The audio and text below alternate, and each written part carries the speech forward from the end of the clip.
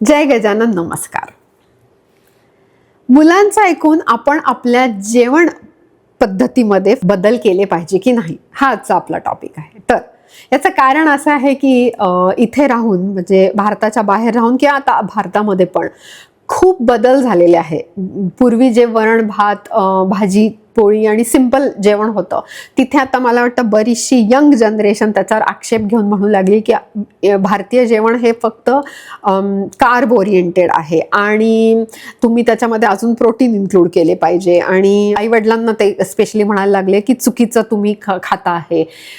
तर तुम्हाला काय वाटतं, हे बरोबर आहे की नाही? आता मी माझं मत सांगणार आहे ह्याच्यावर. तर हा विषय आज घ्यायचं कारण असं आहे की माझ्या फीडमध्ये तो एक व्हिडिओ आला ज्याच्यामध्ये त्या डायटिशियन आहेत, त्या सेलिब्रिटी डायटिशियन आहेत आणि त्या म्हणत आहेत की घरामधली जी लेडी कुकिंग करते तिला ते खूप कठीण असतं 4-5 लोकांसाठी हे जेवण बनवणं, आणि त्याच्यामध्ये जर तुम्ही असे प्रेफरन्सेस टाकत असाल तर हे अतिशय चुकीचं आहे. ओके, सो आपण आता ह्याच्यात राईट आणि रॉंग, किंवा जसं मी म्हटलं की आपला उद्देशच नाही आहे की कुणाचं तरी नाव घेऊन कुणाला तरी नावं ठेवून काहीतरी खूप सबस्क्रायबर्स आणि खूप व्ह्यूज मिळवायचे. ओके, सो तसं नाही आहे. तुम्ही पण तुमचं प्रामाणिक मत इथे व्यक्त करा आणि मी माझं सांगणार आहे.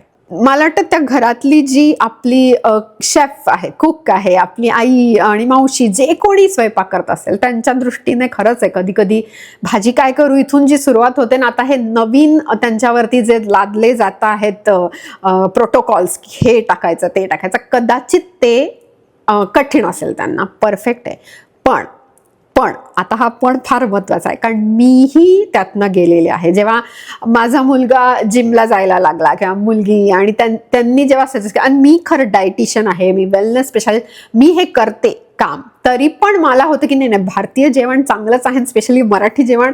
आपल्याकडे वरण भात भाजी पोळी कोशिंबीर आपण सगळं व्यवस्थित खातो, मी अजिबात मानायला तयार नव्हते. पण थोडासा फरक मी तुम्हाला इथे सांगते की जस्ट बिकॉज मुलं सांगताय ना, आपल्याला पटत नाही कधी कधी ते योग्य आहे की नाही, हे आपण कदाचित पडताळून न घेताच कधी कधी रिॲक्ट करतो, कारण आपल्याला असं वाटतं अरे ह्यांना आपणच शिकवलं आहे, आपण का त्यांचं ऐकायचं, राईट? असं थोडंसं मला वाटतं आता आपण या जनरेशनच्या पालकांनी, या जनरेशनच्या पेरेंट्सनी हे थोडं लक्षात ठेवायला पाहिजे, किंवा थोडंसं केअरफुल होऊया. का सांगते, कारण ना ह्यांना आपल्यापेक्षा खूप जास्त एक्सपोजर आहे.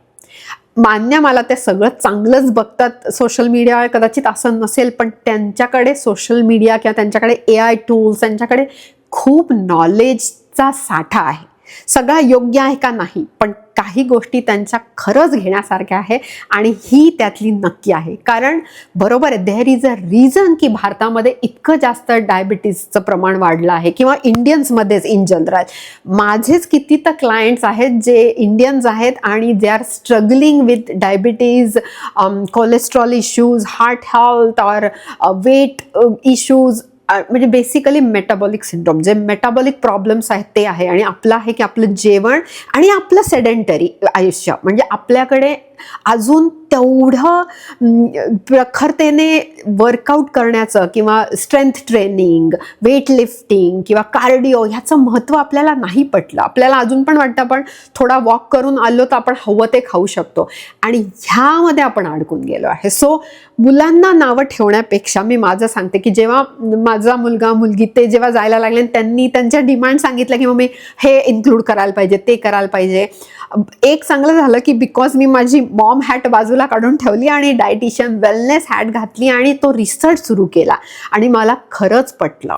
आणि जस्ट बिकॉज ते म्हणताय म्हणून नाही. जेव्हा मी पण आयुष्यभर पिंक वेट सोडून माझी इच्छा नव्हती काही करायची, पण गेली वर्षभर जेव्हा मी स्ट्रेंथ ट्रेनिंग सुरू केलं, प्रॉपर जिमला जाऊन मशीन्स वापरून, आणि त्याच्यानंतर मला कळायला की आपल्या जेवणाने थकवा येतो, म्हणजे थकवा राहतो. मला वेट लिफ्टिंग जमत नव्हतं, मला तेवढं कार्डिओ जमत नव्हतं जेवढं नंतर मी थोडेसे प्रोटीनचे बदल केले. अगेन मी रोज मीठ खाताय किंवा रोज नॉनव्हेज खातोय असं नाहीये, असं अजिबात करत नाही. हां, आम्ही एग खातो, पण मी काही चांगल्या क्वालिटीच्या प्रोटीन पावडर ज्याच्यामध्ये खरंच पी प्रोटीन आहे, आम्ही प्लांट बेस्ड प्रोटीन खातो, त्या मी रिसर्च करून मागवल्या. किंवा मग टोफू कसा इन्क्लूड करायचा, किंवा अनस्वीटन्ड प्रोटीन पावडर कणकेत घालायची किंवा भाकरीच्या पिठात घालायची, त्याने स्वयंपाक कसा करायचा. आणि जेव्हा आम्ही प्रोटीनचे प्रमाण आमच्या जेवणामध्ये वाढवलंय, खरंच सांगते की पोटाचा घेर कमी झाला, वेट लिफ्टिंगमध्ये खूप फरक जाणवला. इतकंच नाही तर मला वाटतं की दुपारनंतरची जी एनर्जी क्रॅश व्हायची 3 नंतर 4 नंतर, अगदी नंतर म्हणजे नको नको वाटायचं काम करणं, आता रात्री 8-9 पर्यंत पण ब्रेन चांगला शार्प राहतो किंवा अजून पण एनर्जी असते काम करायला. आणि वयाच्या 50ला जर हे घडू शकतं तर ते खरंच हे लाईफस्टाईलचा बदल आहे जो हा थोड्या प्रमाणात केला आहे. सो मला तेच आहे की जरी आपलीच मुलं आहेत, आपल्यालाच काही सल्ले द्यायला लागले तर कदाचित थोडंसं पेरेंट म्हणून थोडासा इगो येतो आणि थोडंसं वाटतं की तुला काय माहिती ना, असं होतं. पण मला वाटतं की आपण आता या जनरेशनच्या पेरेंट्सनी त्यांचं म्हणणं ऐकून घ्यायला पाहिजे, कारण काही गोष्टी ना खरंच आहेत की त्या व्हॅलिड आहेत, म्हणजे ते वेडे नाही आहेत हे आपल्याला पटलं पाहिजे. तर मला हे आज हा व्हिडिओ करायचं ते कारण झालं का तो फीडमध्ये माझ्या व्हिडिओ आला आणि त्याच्यावरती बऱ्याचशा यंगस्टर्सनी एकदम तलवारी काढून त्याच्यावरती रील्स केलेले आहेत किंवा पोस्ट केले आहेत मेसेजेस, आणि ते थोडे हर्ट आहेत की अरे आम्ही सांगतो आणि तुम्ही असे का म्हणतायत. त्यामुळे एक टोक आहे की म्हणते की हां, पोरांचं अजिबात ऐकायचं नाही, आणि एक टोक आहे की ते चिडले आहेत की अरे आम्ही काही वेडे आहेत का, कारण आम्हाला पेरेंट्सची काळजी आहे म्हणून आम्ही सांगतोय. तर मला वाटतं हा जो आपला आत्ताचा जो आपला प्लॅटफॉर्म आहे ज्याच्यामध्ये आपण कायम त्यातल्या त्यात बेस्ट सोल्युशन शोधणार आहोत, किंवा आपल्याला मी माझं सांगणार आहे की मला काय योग्य वाटलं, मला काय पटलंय. आणि मला नक्की वाटतं की आता आपले इगो की आपलं जेवण बेस्ट आहे हे आहेच, अजिबात नाही. मी इथे कुकिंग क्लासेस शिकवते, मी भारतीय जेवण वरण भात पण शिकवते, पण त्याच्यामध्ये जर प्रोटीन कमी प्रमाणात आहे आणि आपलं कार्ब ओरिएंटेड जेवण आहे तर हे पण तेवढंच खरं आहे. आपण थोडंसं ऐकलं पाहिजे की कधी हे कधी ते. पूर्ण प्रोटीन करत नॉनव्हेज सकाळ दुपार संध्याकाळ खाणे असं मुलं म्हणत नाही आहेत. त्यातल्या त्यात दिवसभरामध्ये कमीत कमी 70-80 ग्रॅम प्रोटीन जातंय का एवढं, आणि आहेत ऑप्शन्स. तुम्हाला हवं असेल तर मी खास एक व्हिडिओ करेल याच आपल्या या चॅनल मार्फत की तुम्ही भारतीय जेवणाद्वारे कसं प्रोटीन इन्क्लूड करू शकता. माझा एक मास्टर क्लास पण मी मध्ये केला की ज्याच्यामध्ये मी इंडियन जेवणातनं प्रोटीन कसं खायचं ते सांगितलं. तुम्हाला इंटरेस्ट असेल तर मला कमेंटमध्ये सांगा, आपण परत तो क्लास लॉन्च करू, किंवा मी परत एक काही व्हिडिओज पण टाकेन की प्रोटीन कुठल्या प्रमाणात कसं इन्क्लूड केलं पाहिजे. सो मला वाटतं की हा प्रोटीन वॉर करण्यापेक्षा किंवा हा इगो पॉइंट करण्यापेक्षा आपण एकमेकाला समजून घेऊन at the end of the day आपल्या सगळ्यांचा गोल हाच आहे की आपण हेल्दी राहावं, राईट. मुलांनाही तेच पाहिजे आणि आपल्यालाही पेरेंट्सना हेच पाहिजे की आपली तब्येत चांगली राहावी, आणि आपलीही तीच इच्छा आहे की आपण मुलांवर अवलंबून नको राहायला नंतर, राईट. सो आपल्याला हेल्दी राहायचं आहे, कारण लाईफस्टाईल मॅटर्स आणि आपण काय खातो दॅट मॅटर्स अ लॉट.